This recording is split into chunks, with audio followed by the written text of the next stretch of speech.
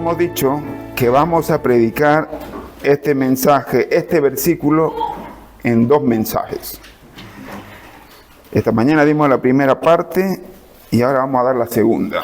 De hecho, podríamos predicar cada versículo de la Biblia muchas veces porque no terminamos de sacarle todo el extracto a la palabra de Dios. Porque mientras más crecemos espiritualmente, más descubrimos cosas nuevas. Y hay un predicador que dice que nosotros nos pasaremos toda la eternidad pensando o intentando entender el amor de Cristo a través del Evangelio. Entonces, por más que lo repasemos muchas veces, siempre habrá cosas nuevas que entender. Habíamos dicho que ese era el versículo, habíamos dicho las influencias del mundo,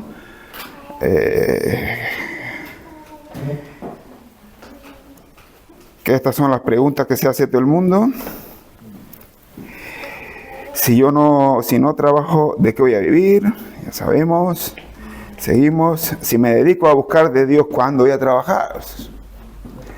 O como hacen los monjes Shaolin, que se van ahí a una montaña a meditar y a hacer cosas así como, eso no sirve de nada, hermano. Eso es humanismo. El Señor nos ha enviado para que formemos parte de una iglesia y que a través de la iglesia llevemos el mensaje del Evangelio a toda criatura. No nos ha mandado a que nos aislemos en un sitio y empecemos a hacer cosas absurdas y diciendo que eso es espiritualidad.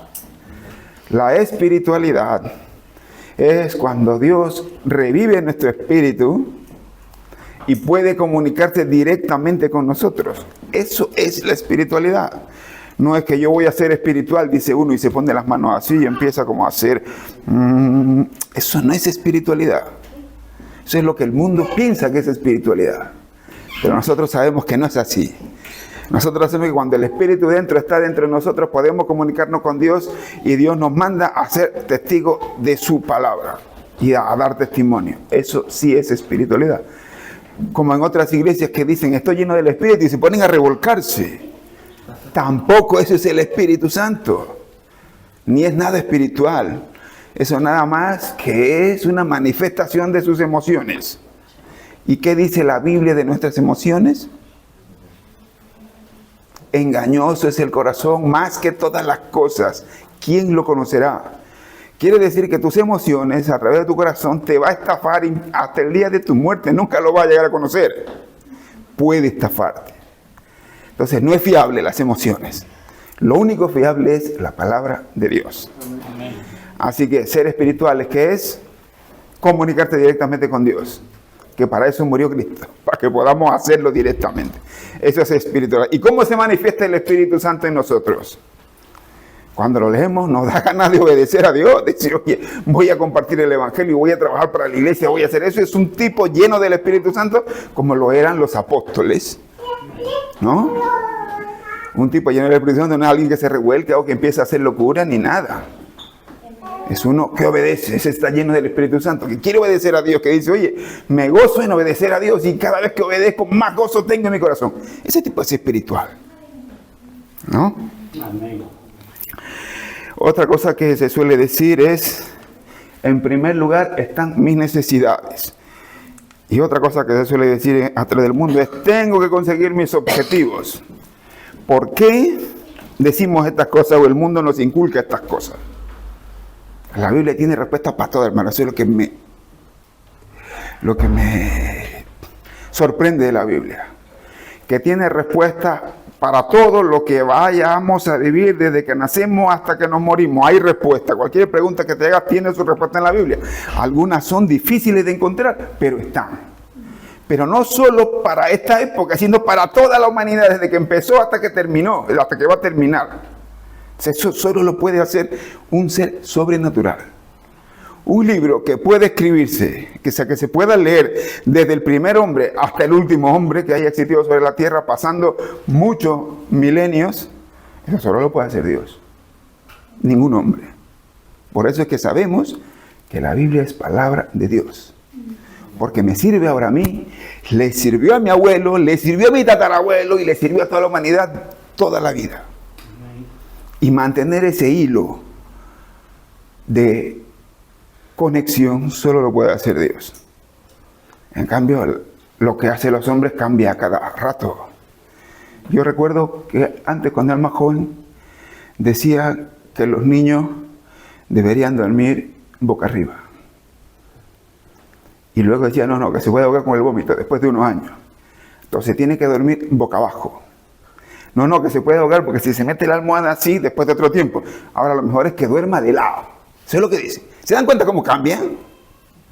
Antes que se decía que la tierra era plana, ahora se dice que la tierra es redonda, no sé. Todo cambia. Pero hay algo que no cambia. La palabra de Dios. Nunca cambia. ¿Por qué? Porque es la verdad. Y un atributo de la verdad es que es inmutable. No debe cambiar.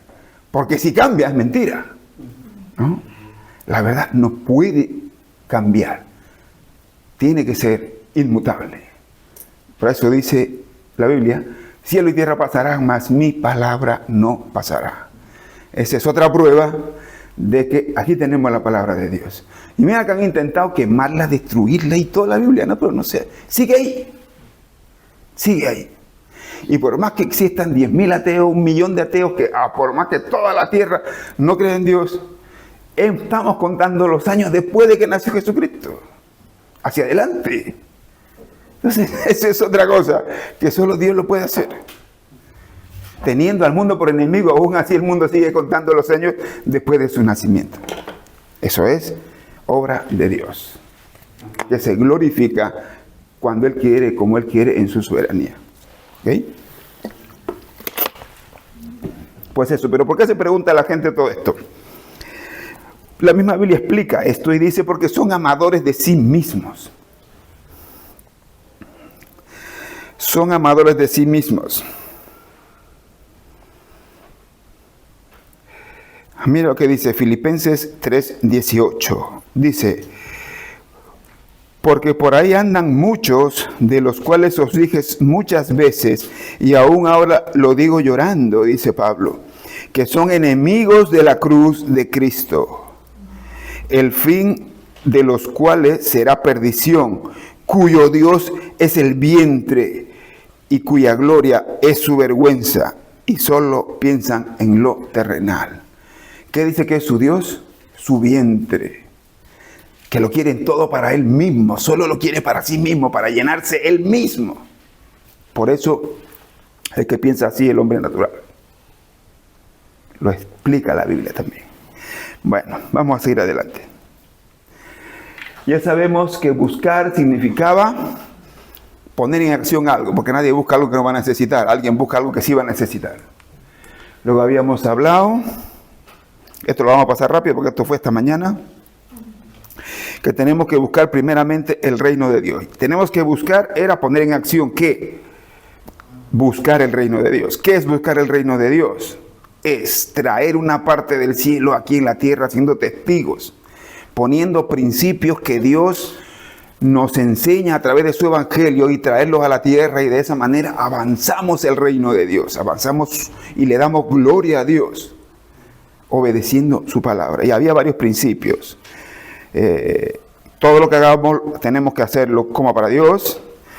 Tenemos que obedecer a nuestros amos terrenales, no sirviendo al ojo, no cuando esté el jefe mirando, sino aunque no esté mirando, tenemos que hacerlo porque Dios nos está mirando. Luego habíamos dicho que tenemos que hacer por nuestros enemigos más de lo que nos piden. Por nuestros enemigos, por nuestros amigos, en nuestro trabajo, en lo que sea. Si nos piden la túnica, dejémosle también la capa. Si nos piden llevar con ellos una milla, algo, tenemos que ir con él 2. Decirle, no, puedo ir 2 contigo. O sea, tenemos que hacer más de lo que nos piden. Siempre. Otro principio era que no seamos perezosos. No seamos perezosos en nuestra vida, en el trabajo en general, que sea nuestro carácter, no ser perezosos. A mí, hay muchas congregaciones o muchas personas inclusive que me han dicho, no, yo tengo una vida espiritual y tengo una vida secular. en mi vida secular soy así, en mi vida espiritual soy así. Pues eso no es lo que dice la Biblia. La Biblia dice que tú has sido transformado una vez y para siempre. Y en la vida secular o en la vida no secular, tú ya eres una nueva criatura. Dejaste la vida secular para siempre y ahora vives espiritualmente donde estés, para siempre. O sea, cuando alguien te diga, yo en mi vida secular, en mi vida espiritual, no existe tal cosa. Si eres una nueva criatura, solo tienes vida espiritual. Y ya está. Y tienes que obedecer a tu conexión con Dios. Porque debes tener una. Si eres espiritual, Dios ha restablecido tu conexión con Él. Y puede hablar contigo directamente. Y tú puedes tener acceso al trono de gracia, de gloria de Dios, directamente. No tienes que ir a un pastor, no tienes que ir a un cura, no tienes que ir a un líder espiritual, ni a nadie. Si eres hijo de Dios, tienes las puertas abiertas a la presencia misma de Dios. Y te puedes presentar ahí. De hecho, Dios quiere que lo hagas. Nosotros somos los que no lo hacemos. O no entendemos ese principio. Imagínate que tú tengas una entrevista de trabajo con un tipo importante. ¿Tú qué haces? Te pones tus mejores pintas, agendas en tu teléfono el día y la hora, con una alarma de un día antes para que no se te olvide. Y estás pendiente de esa reunión. Imagínate tener una reunión con el Creador de todo el universo. Tienes que prepararte todos los días, estar esperando, porque nadie puede darte a ti nada, porque nadie es dueño de nada, solamente Dios puede darte las cosas, porque Él ha creado las cosas para sí mismo y para su gloria, y Él puede darte a ti lo que tú le pidas. Y muchas veces, ¿qué hacemos nosotros? No asistimos a nuestra cita con Dios, menospreciamos. Ese privilegio que tenemos, lo menospreciamos. Pero no haremos eso cuando nos recibe una persona importante en la tierra, ¿no? ¿Por qué nos pasa esto? Porque no meditamos en la importancia de lo que tenemos. No hemos meditado día y noche en su palabra. Por eso pensamos que Dios no es tan importante. Pero Él es el creador de todo el universo. Y cuando ha decidido que tú seas su hijo, te ha dado el derecho a entrar a su trono cuando tú quieras. Eso es un gran privilegio. No todos lo tienen. Y no deberíamos desaprovechar esa oportunidad todos los días. Deberíamos asistir a nuestra cita diaria porque Dios nos está esperando. El creador del universo. El Señor de señores. El jefe de tu jefe. De todos los jefes del mundo. Nos está esperando. ¿Quién dice amén? Amén. Amén. Vamos a ver la oración de otra manera si entendemos esto. De hecho, el día que no puedas asistir, tienes que pedir perdón del Señor. Perdóname por no asistir a nuestra cita diaria.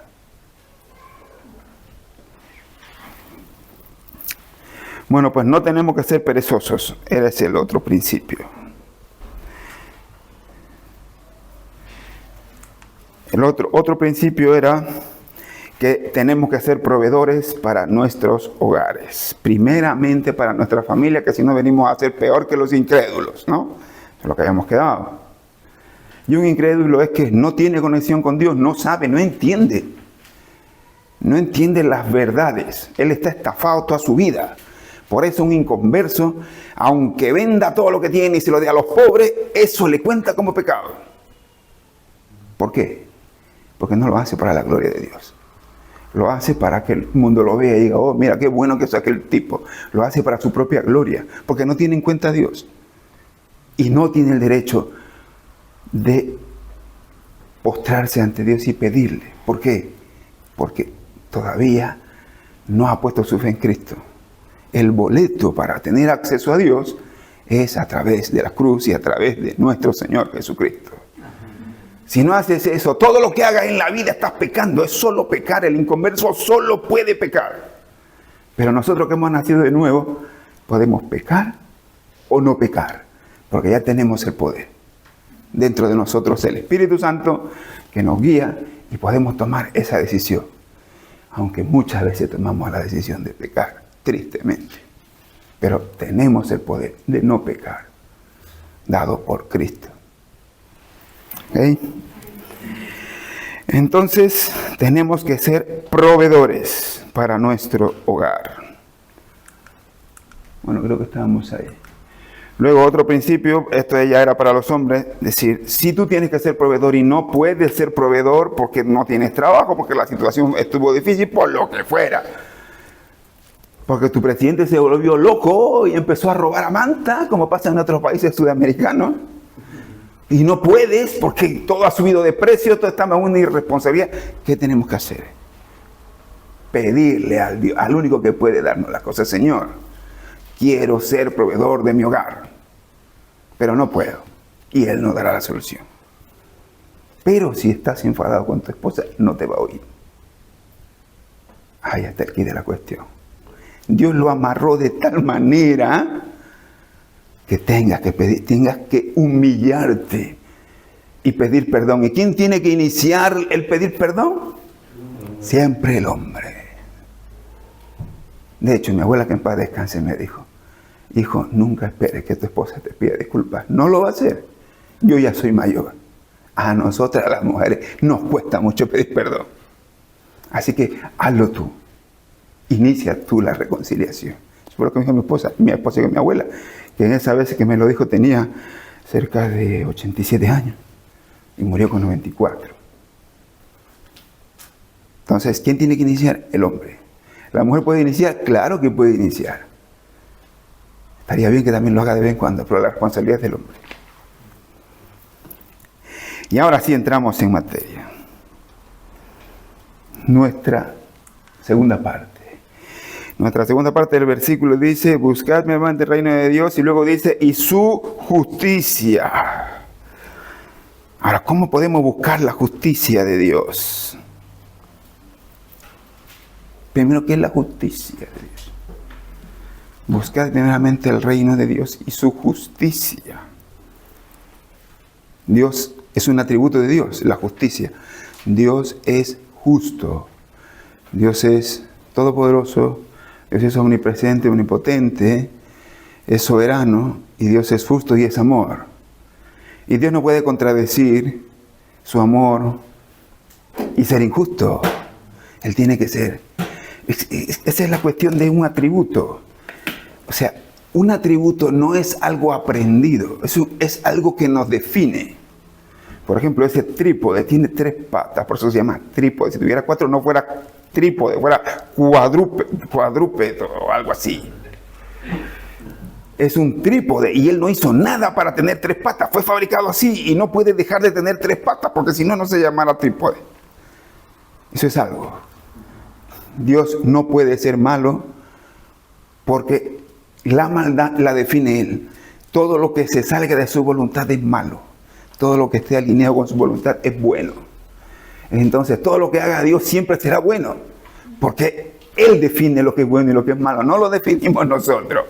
No decimos, no. Como hay muchas personas que dicen, no, como el Dios del Antiguo Testamento era injusto y mandaba matar a naciones enteras y a niños de pecho. Eso no parece ser muy justo. Y yo entonces le respondo y le digo, que tienes un problema. Tú estás definiendo qué es justo y qué es injusto. Es según tu entendimiento. Pero Dios se rige por su propia voluntad, no por la tuya. Y 100% tú estás equivocado, porque tú estás tomando el lugar de juez cuando tú haces esa afirmación. Y no te corresponde. Le corresponde a Dios. Y si Dios decidió hacer eso, es porque es lo mejor que podía haber hecho. Y de hecho, no solamente Dios puede matar, sino Dios tiene que matar. Si Dios dio la vida, también tiene el derecho de matar. El alma que pecare ciertamente morirá. ¿Y quién lo va a matar? Dios. Dios tiene que matar. Así como Dios dio la vida, puede matar. Y tiene que matar, Él lo prometió. Si pecas, tienes que morir. ¿No? Entonces la justicia es un atributo de Dios. Vamos a leer este versículo que define qué es la justicia. Porque no me avergüenzo del Evangelio, dice Pablo a los romanos, porque es poder de Dios para salvación a todo aquel que cree, al judío primeramente y también al griego. Y aquí está la parte que responde a la pregunta. Porque en el Evangelio la justicia de Dios se revela por fe y para fe, como está escrito, mas el justo por la fe vivirá. Porque en el Evangelio la justicia de Dios se revela por fe. Entonces, a través del Evangelio, Dios ha revelado su justicia por fe. Esto que voy a explicar es la contradicción más grande que puede existir en el universo.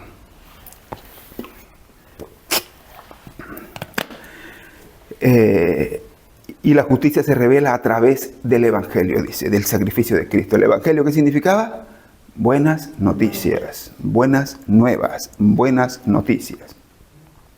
Entonces, mira, si Dios es bueno y es justo y es amor, si Dios es justo, no puede perdonar los pecados del pecador. ¿Por qué? Porque tiene que condenarlo. Si Dios es justo, esto es el dilema del universo, el dilema universal. Si Dios es justo, no puede perdonar los pecados, porque el que peca merece morir. Y esas son las reglas de Dios.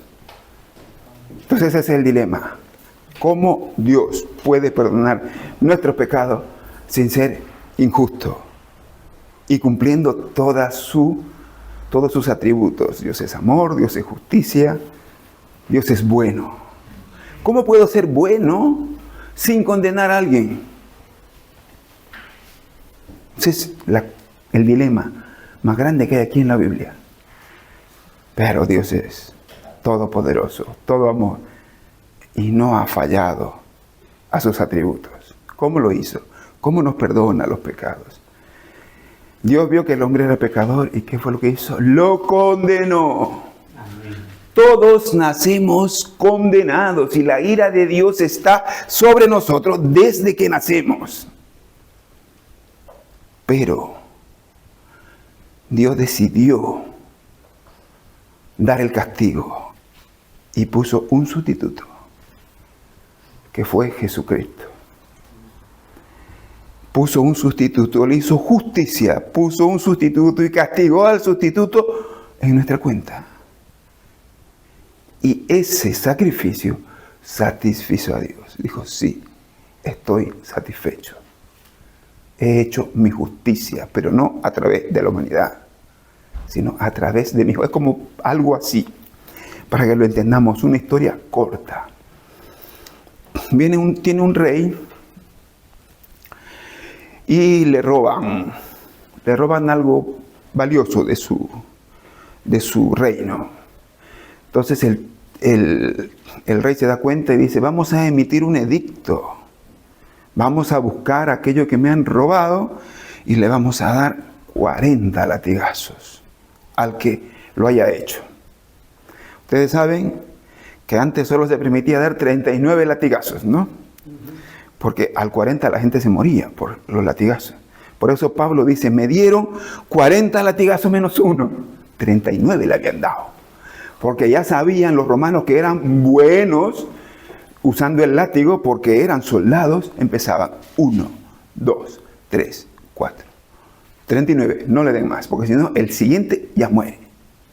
Y a Cristo también le dieron 39 latigazos. 40 menos 1. Entonces este rey dice, al que pillemos lo que haya robado,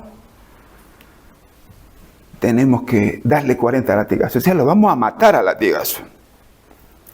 Y entonces todo el mundo se pone a buscar. Se pone a buscar y se pone a buscar.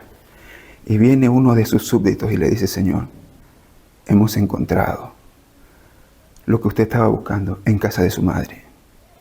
Su madre lo ha robado. Entonces le dice el tipo, ¿por qué no hacemos una cosa? Hagámonos que no lo hemos encontrado y dejemos pasar el tiempo Y así no castigamos a su madre. Él le dice, no, yo soy justo, porque el rey tiene que ser justo. Vamos a darle 40 latigazos a mi madre. Y entonces la gente se pone, y la madre está ahí, y entonces cuando empieza a dar el primer latigazo, el rey salta de su trono y se pone a proteger a su madre. Y entonces dice, den los latigazos sobre el rey. Entonces el tipo dice, ¿cómo le vamos a azotar a usted? Den los latigazos. Y entonces empiezan 1, 2, 3, 4. 40 latigazos y el rey se muere y su madre vive. Eso fue lo que hizo Cristo. Él soportó la ira de Dios. Y la paga del pecado no es los golpecitos que le dieron los romanos, ni lo que lo escupieron, sino que Dios mismo, cuando Cristo estaba colgado en la cruz, Dios mismo mató a su Hijo, dándole literalmente esos 40 latigazos. Lo sacrificó de la misma manera que se sacrificaban a los corderos. Y por eso Jesucristo dijo, Dios mío, ¿por qué me has desamparado? Porque ese momento Dios mismo hizo justicia. Utilizó a su Hijo como el Cordero perfecto, inmolado. Y Dios mismo degolló a su Hijo. Y entonces, ¿qué pasó? Pasó que Dios no dejó de ser justo, no dejó de ser amor. Y ahora puede perdonarnos nuestros pecados. Porque alguien se puso en medio. Y ese alguien es Cristo. Y ese es el mayor acto de justicia que resuelve el mismo dilema, el propio dilema del universo. Dios mismo poniéndose Él mismo como sustituto por amor a su creación. Esa es la justicia de Dios. Y nosotros tenemos que buscar esa justicia. Tenemos que entender esa justicia. Lo que los romanos hicieron, la deuda del pecado no era contra los romanos, era contra Dios. El hombre había ofendido a Dios. Dios era el juez justo. Y Cristo fue el sustituto. Esto deberíamos pensarlo toda la eternidad. Y sabemos que Dios, que cuando venga el final, habrá mucha gente que no irá al cielo, que irá a condenación eterna, ¿no? Pero nosotros no. Nosotros somos favorecidos por ese sacrificio. Y estaremos eternamente agradecidos por eso. ¿Hicimos algo para merecerlo? No, de hecho, no lo merecemos. Pero Dios tuvo misericordia, hizo justicia. Y todos sus atributos siguen siempre intactos. Amén. Amén. Entonces, cuando usted piense o se desanime y diga, ¿por qué mis amigos inconversos pueden hacer ciertas cosas o no? Dé gracias a Dios, porque Dios mismo decidió salvarlo a usted. Y esta es la reunión de aquellos santos.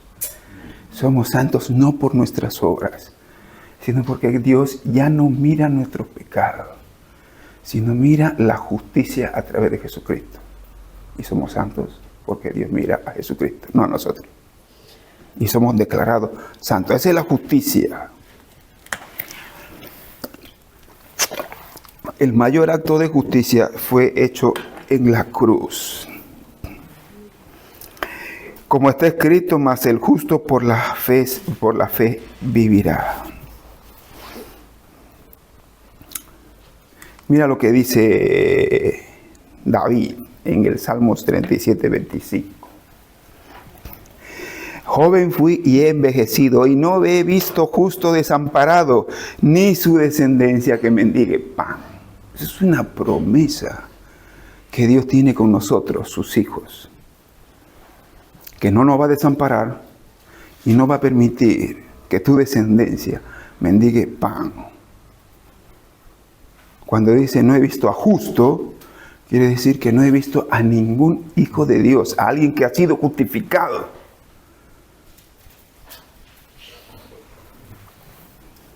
No lo ha visto desamparado, ni su descendencia que mendigue pan. Esto te debería dar tranquilidad. Deberías pensar y decir, yo, bueno, hoy no tengo trabajo, pero Dios ha prometido en su palabra que no me va a desamparar y que mi descendencia no va a mendigar pan. De hecho, yo he pasado por situaciones difíciles, pero nunca ha pasado nada de esto. Mis hijas siempre han comido bien. Y yo he hallado consolación orando a Dios. Y también después me dio otra vez trabajo y me dio otra vez todo. A veces Dios permite que pasemos situaciones difíciles para que nos aferremos más a Él, cada vez más a Dios. Y no dependamos de nuestras propias fuerzas.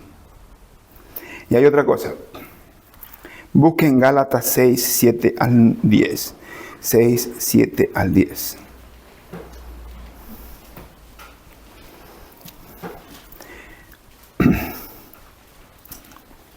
¿Lo tenemos?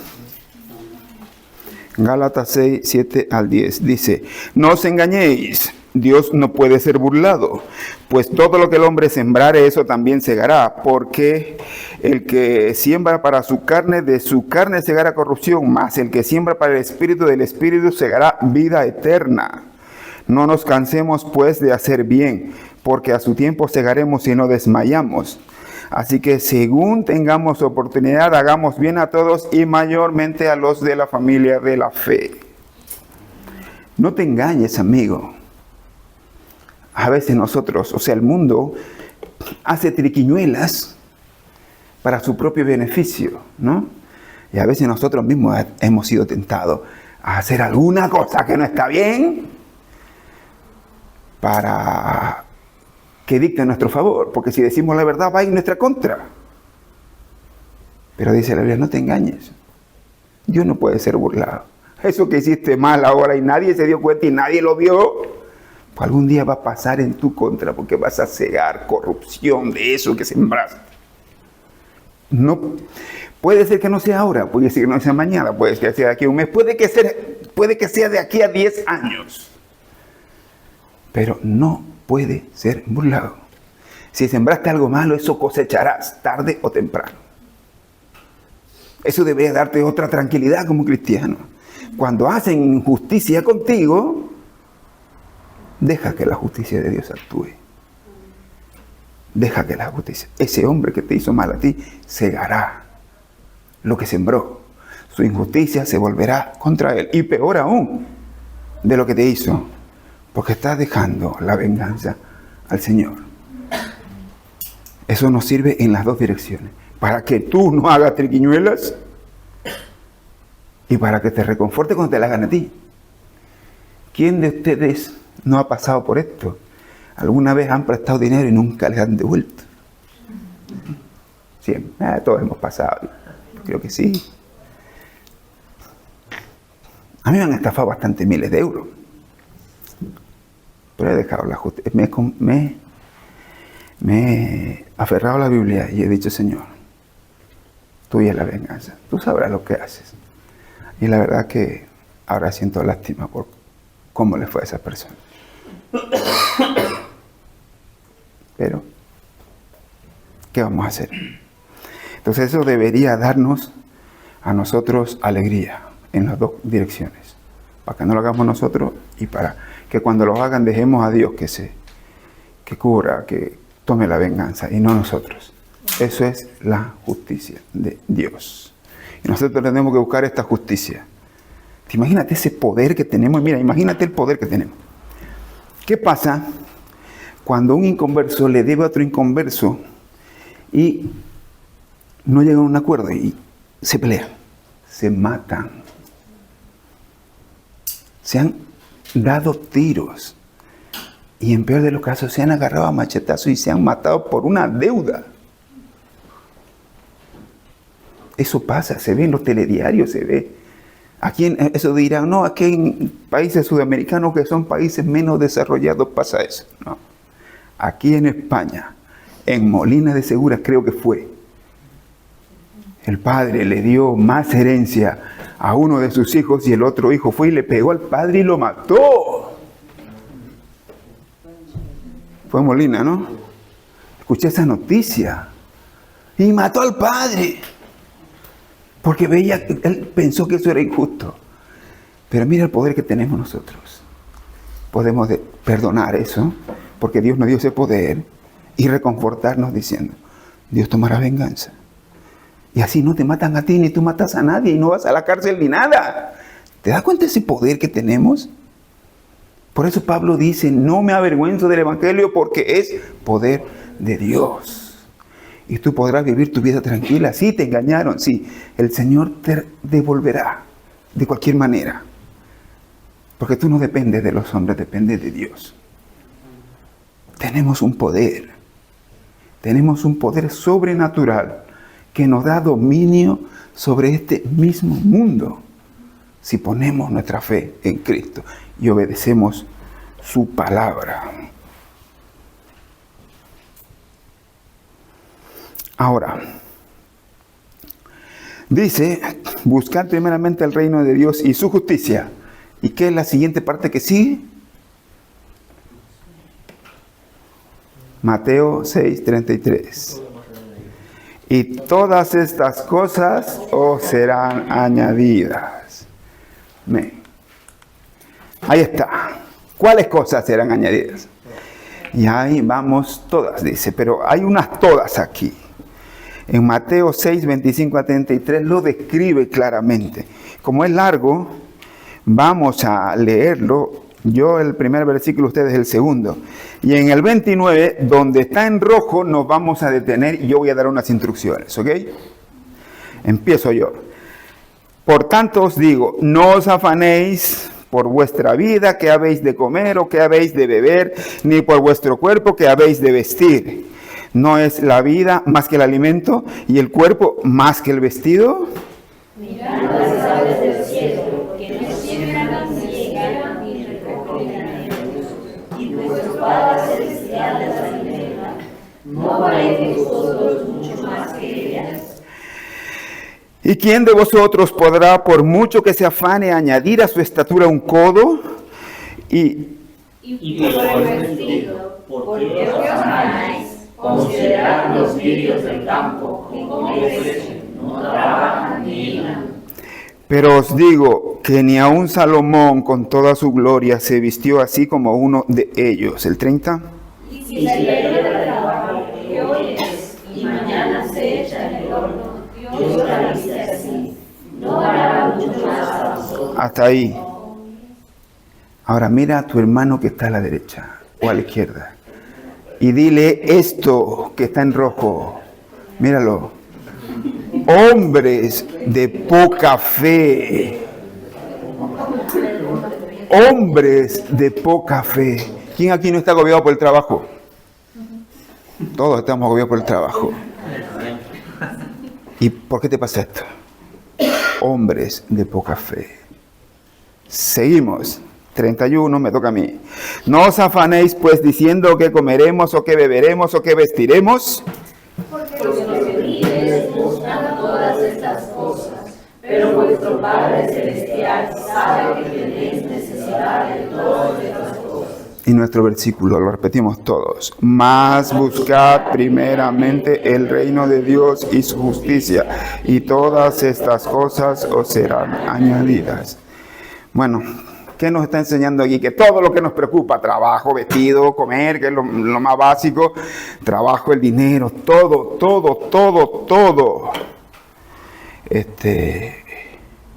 No tenemos que afanarnos por eso. ¿Por qué? Porque Dios sabe que tenemos necesidad de todo eso.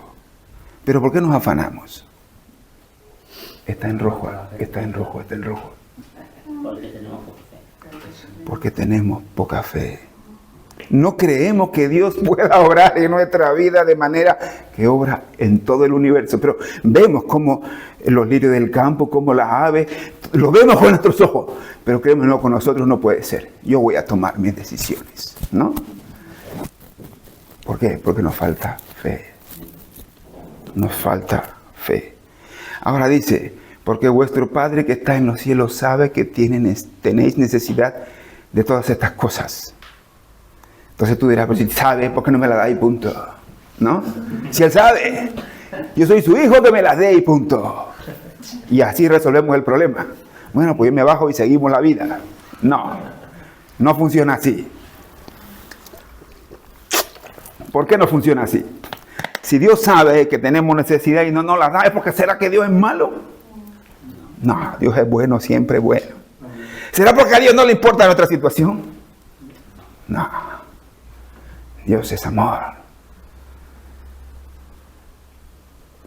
O cuando bendice a un hermano más que a nosotros. ¿Será que Dios tiene favoritos? Bueno, solo uno, Jesucristo. Porque es el único que dijo, este es mi hijo amado en que tengo complacencia. Del único que lo dijo. De nosotros nunca lo va a decir. Porque de hecho, nosotros fallamos más que escopete feria. Pero aún así a su hijo amado no le evitó el sufrimiento. O sea, Dios tiene un hijo amado, pero no tiene ningún hijo que le haya evitado el sufrimiento. Y tú y yo no vamos a ser los primeros. No. Vamos a tener que pasar por el sufrimiento. Pero todavía no respondemos. ¿Por qué Dios no nos da las cosas? Si sabe ya que tenemos necesidad de eso, parece absurdo. En nuestra mente parece absurdo. Pero en la mente de Dios no. Porque Dios quiere una relación contigo. Y si tú no vas y se lo pides y Él está esperando que se lo pidas, no va a tener una relación personal contigo.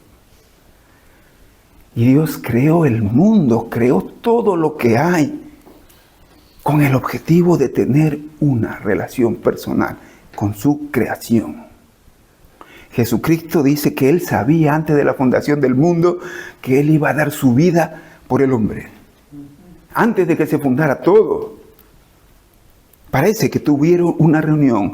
El Dios Padre y el Hijo y el Espíritu Santo. El Padre, el Hijo y el Espíritu Santo. Y dijeron, hoy vamos a hacer una creación. Queremos hacer una creación especial. La vamos a llamar el ser humano. Y va a ser el único que va a tener algo de nosotros porque vamos a soplar aliento de vida sobre él. Parece que tuvo esto, no sé, me lo estoy imaginando. Pero según las pistas que da la Biblia, parece que esto pasó. Entonces, llegaron a un acuerdo y dijeron, oye, pero si va a tener aliento de vida, vamos a tener una relación personal con él. No solamente quiero tener una relación personal, quiero que forme parte de mi familia, dijeron. Que forme parte de nosotros mismos, que forme parte de nuestra familia, que sea llamado hijo mío como es Jesucristo. Entonces, necesita nuestro ADN.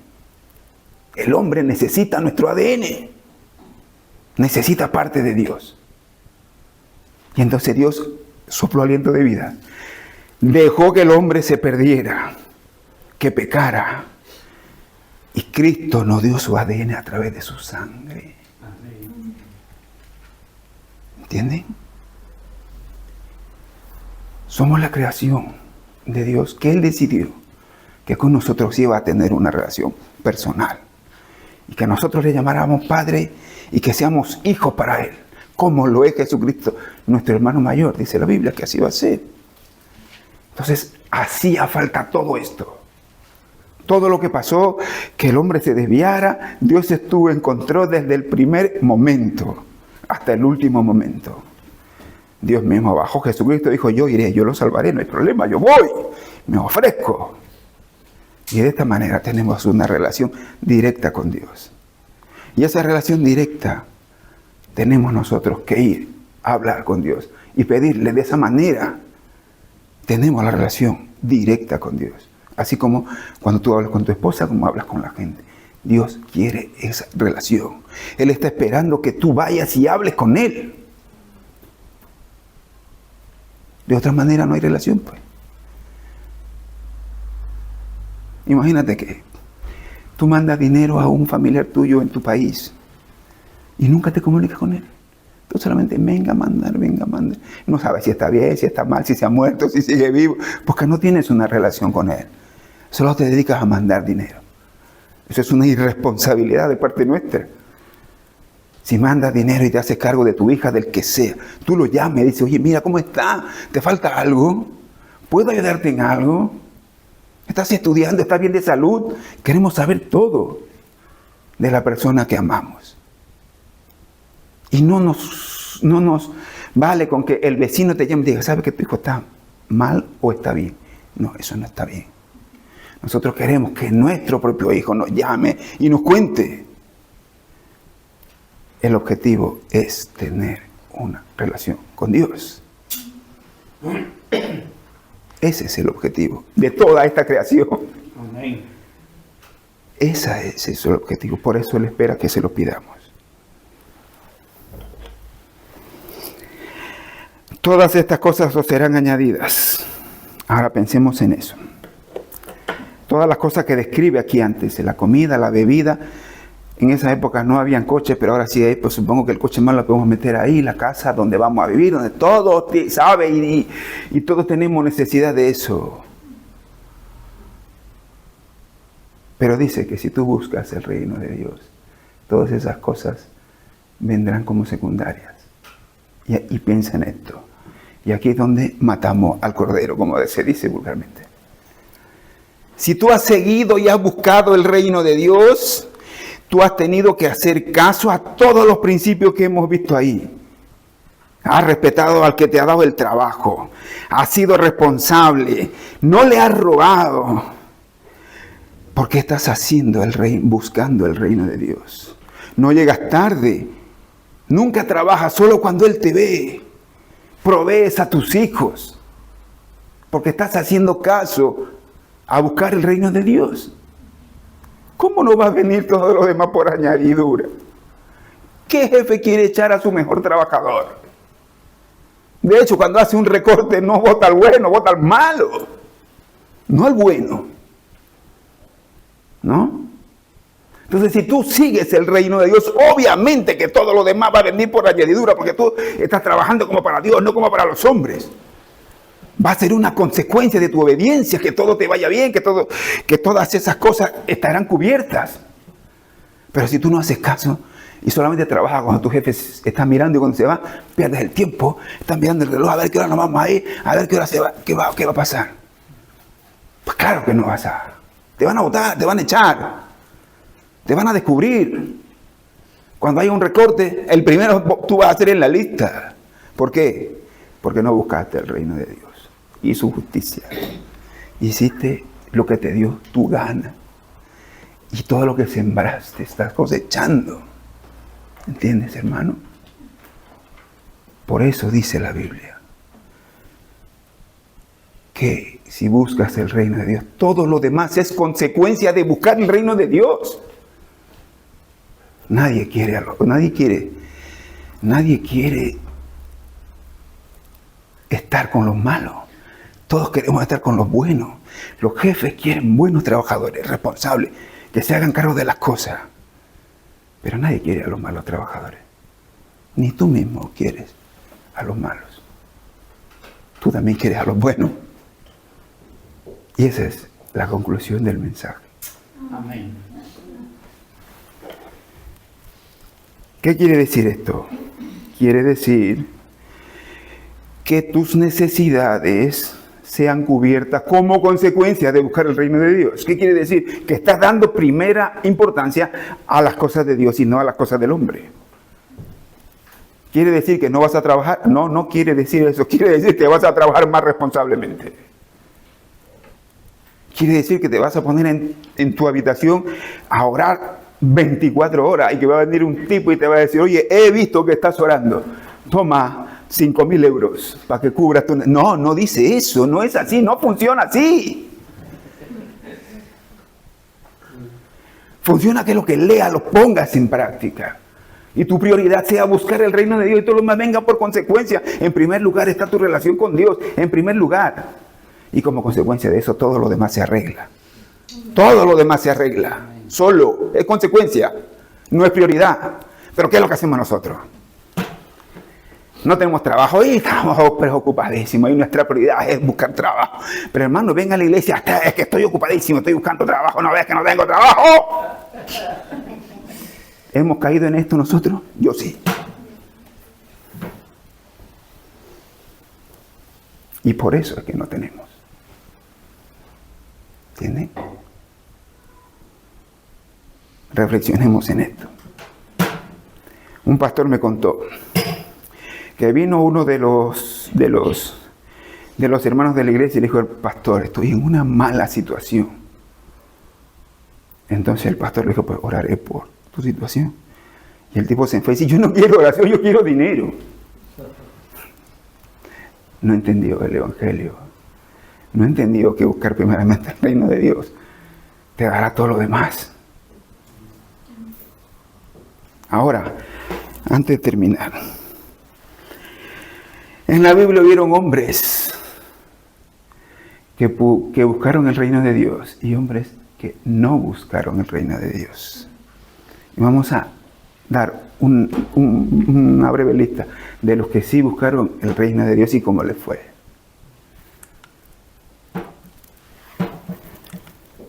Abraham, padre de la fe, buscó el reino de Dios.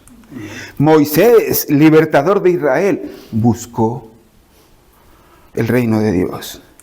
David, rey de Israel, buscó el reino de Dios.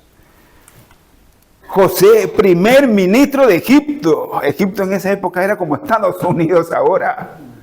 Fue como hacer como Donald Trump, más o menos. Primer ministro de Egipto. Y José buscó el reino de Dios. ¿Y fue fácil su vida? No fue fácil. Todos sabemos que le hicieron muchas cosas malas. Lo vendieron como esclavo y todo eso. Pero él aún así buscó el reino de Dios. Y fue elevado como Egipto.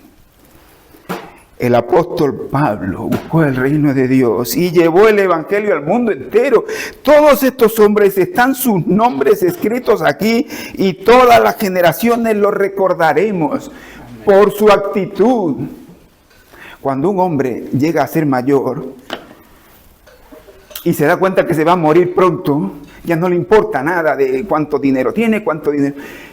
Él quiere dejar una huella en esta tierra. Y quiere decir: oye, que mi existencia no pase en vano, sino que alguien me recuerde por lo que yo hice. Y si el tipo, su nombre se hace inmortal. Mira a estos hombres lo que consiguieron. Consiguieron aquello que todos los hombres queremos: pasar a la historia en el mejor libro que tenemos, por buscar el reino de Dios. Y obviamente su vida estuvo resuelta.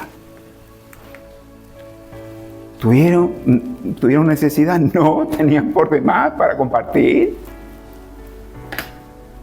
Entonces, amigo, busca el reino de Dios. Lo demás no importa, vendrá solo. Si estos hombres lo consiguieron, tú puedes ser el próximo, hermano. Si tú buscas el reino de Dios, tú puedes ser el próximo que Dios utilice ahí donde estás, para que te recuerden muchas generaciones y hablen de ti en tu barrio, en tu sitio, en tu localidad, en tu país, que digan: mira, este hombre hizo esto. ¿Saben que se habla hoy mismo de Spurgeon y de muchos reformadores de Lutero? A día de hoy se sigue hablando, no están en la Biblia, pero lo seguimos recordando en la historia. Nosotros podemos ser los próximos. Vamos a ponernos de pie y a orar.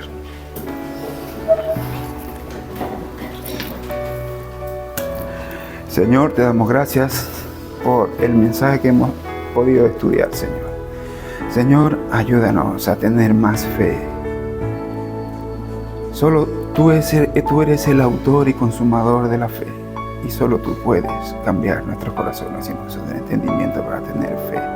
Señor, te pedimos que abra nuestro entendimiento y nuestro corazón para hacer caso a tu palabra.